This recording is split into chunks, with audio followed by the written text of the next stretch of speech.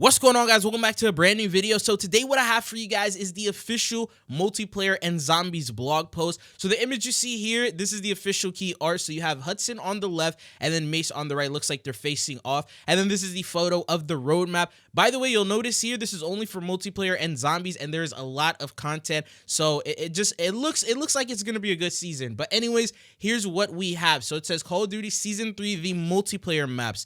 The first one that we have here is called Barrage. This will be available at launch. It's brand new core 6v6 as well as medium size. This is what it looks like. It says revisit 1968 Vietnam as you follow Hudson's clues surrounding one summit watch at the front lines of battle. The trees have been cleared and the landscape flattened, but basically, yeah, they just give you a description of it, but the image just shows much more, right? And then the second map that we have, this is also going to be available at launch. This one is called Nomad. This will be a brand new strike map, 6v6 and 2v2 small scale. They said the Pantheon moles were in Afghanistan too when Woods fought there in 1986. Fight in the ruins of a fortified settlement, commandeered for ensuing battle. Then the next map that we have, because we get 3 maps at launch, and that will be Firing Range. So officially remastered, and for the first time a remastered map is not in the Reloaded update but in the first part, so that's big W's right there. And this is the image of the new Firing Range remastered. It's core 6v6 as well as medium size, and it says it makes its glorious return to BO6 in a faithful remaster of the fan favorite map. Watch for crossfire down the long center road as operators fight for control of the vantage points in the tower and upper levels of the shoe house as well as the garage. And then in the mid-season update, we have Haven. This comes in with this is a brand new map, core 6v6 medium size, and this is what the map looks like. Following that, we also have another map. This one is known as Signal, coming in the mid-season update. It's brand new, it's Strike, it's 6v6 and 2v2 small scale map, and this is the image that we have of this one as well. Now, following that, they said here something else. Blaze Town at mid-season, plus light up competition in a special Nuketown variant, joining the map pool for a limited time later this season. Unfortunately, no photo provided. That's the only sentence that they gave us about it. And then now we jump into the mode. So we have Sharpshooter available at launch. If you don't know what that is, says flex your skills in this classic Black Ops free-for-all party mode where every operator is assigned the same loadout, which changes every 45 seconds. Each cycle introduces a new primary and secondary weapon, from scope sniper rifles to akimbo pistols, plus a new dedicated melee weapon and tactical and lethal equipment. And it says use everything at your disposal and unlock bonus abilities. So the first elim, you get movement speed. Second, you get reload speed increase.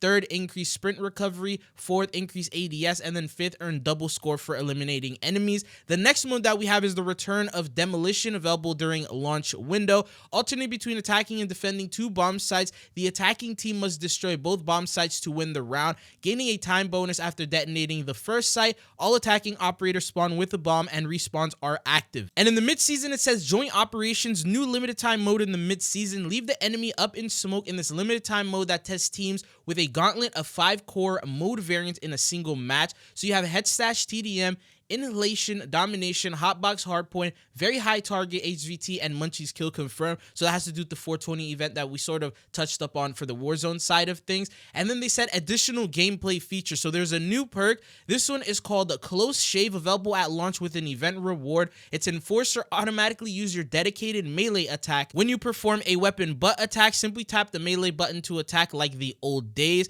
And then the second perk, called Vendetta. It's a recon. On respawn, marks your killer's last known position for a short duration. Get a bonus score for eliminating that enemy. The vigilance perk counters being marked by Vendetta. And then we have brand new score streaks. So the Death Machine is an event reward score of 825, and this is pretty straightforward. I don't have to explain it, but this is the photo that they provided of it. And then going on, they said multiplayer ranked play, so season 3 ranked play overview. These are the rewards that you're going to be able to get. We'll touch up on this later on, but this is the photo that they have provided by getting wins, placements, etc. It's the same, pretty much same rules and regulations as we've always had. The next thing that we have is zombies. So Shattered Veil, they did provide some photos of what this map looks like. So there is a new enemy type that is the Elder Disciple. They're wearing the Order of Chaos outfit and gear. That's the first thing that I noticed, but this is what they look like here. This is strange floating apparitions, very straightforward to how a regular disciple works. Then you also have other entities of the Shattered Veil. They provide another photo. These are toxic zombies. They said a sickly yellow fog descends across the mansion. Expect the inhabitants to take on an even more revolting pallor.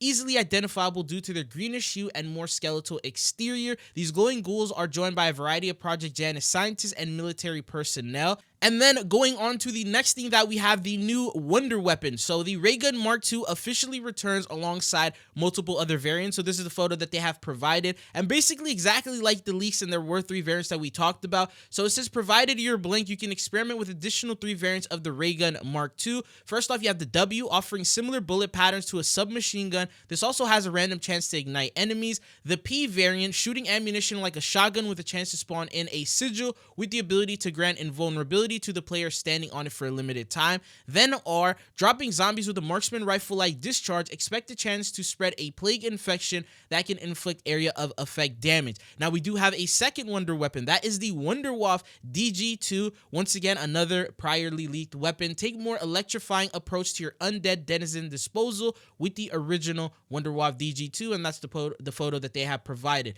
Now going on to the next thing that we have, and that is a free operator reward that you can now claim for completing the Shattered Veil Easter egg.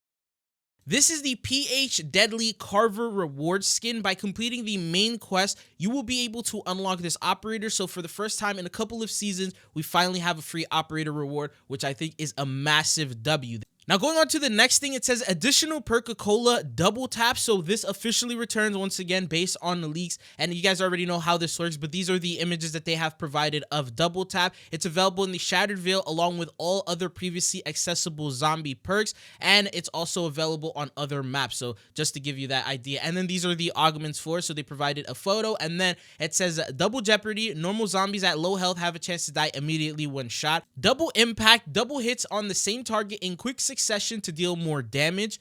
Double standard, all non-critical shots do double damage, only applies to normal bullet weapons. Double tap minor augment, so double time increases a rate of fire bonus. Double or nothing, weapons have a chance to do double damage but also have a chance to do 0 damage. Double play, killing 2 enemies in quick succession has a chance to return 2 rounds to your magazine, only applies to normal bullet weapons. And then we have a new Gobblegum. So these are 3. This is the photo they provided. They said tactical diffusion rare, disables the next nuke power-up explosion you activate and gives everyone 2,000 essence instead. Support group, gobble up this tasty Gobblegum to acquire the ARC-XD, Mingler Cannon, Sentry Gun, and Mutant Injection support items. And then Die Pitch the Whimsical, zombies have high-pitched voices and it lasts for 3 minutes.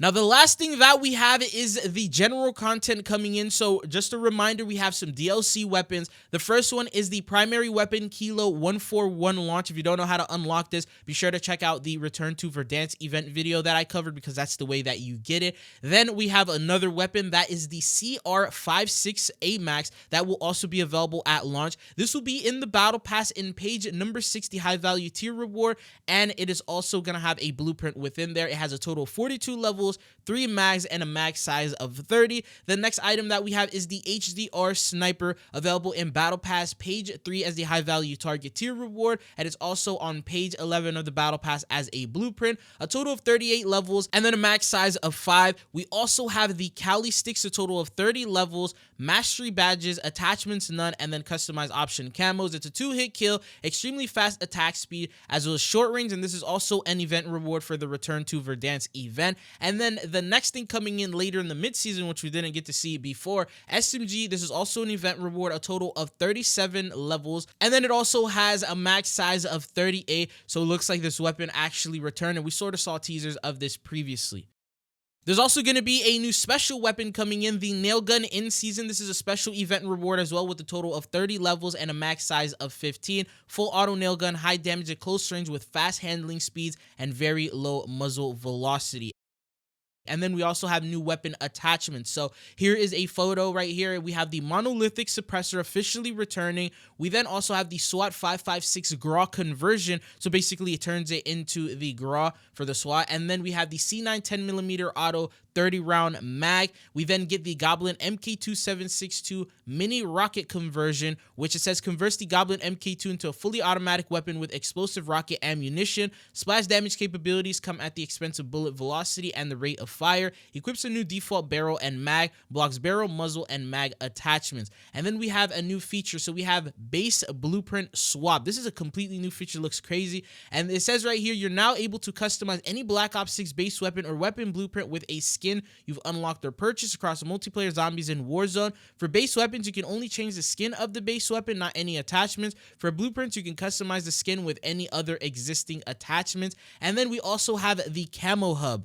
This is a brand new user section. Is planned to be added shortly after launch, available in the Barracks Challenges menu. This allows you to view challenges you need to complete to unlock weapon camos in a single location. With weapons sorted by furthest camo unlock, simply visit the Camo Hub to start planning out your next steps. Anyways, that's pretty much everything. I'm going to have another video where we go over operator bundles, the battle pass, and all of that. So let me know what you guys want to see next, but we'll be back with another one.